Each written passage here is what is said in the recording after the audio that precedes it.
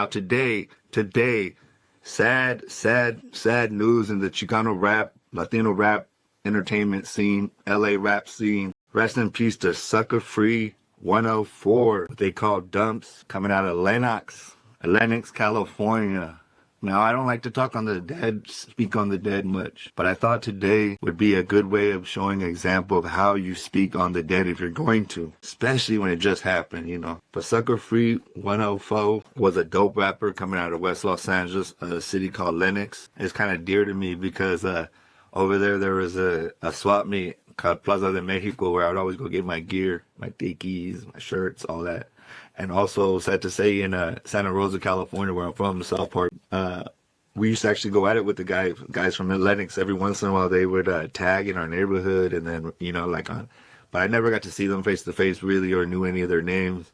But I did remember seeing Lenox and not knowing where the heck it was from. And at that time, never knowing, I never found out. I knew it was somewhere in LA.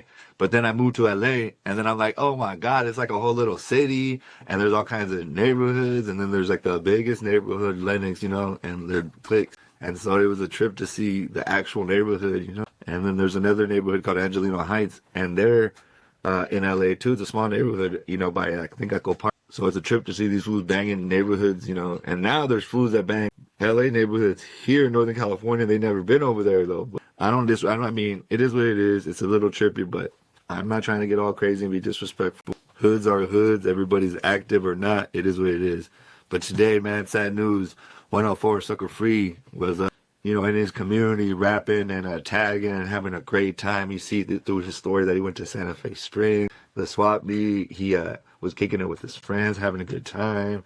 Then he started tagging and dropping his location. Now, a lot of people don't know if it was the, not Samoan Crips, but the Tongan Crips or his own people. People think it might be an inside job. And this is one of the things I just want to come up and talk about is that I do think that we should, if we are going to speak on the dead, man, blogs, just make sure not to be too crazy with it.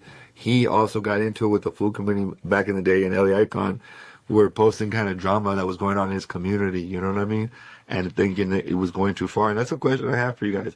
What can we post? Do you think that blogs and podcasts have the right to post about what's going on in the streets?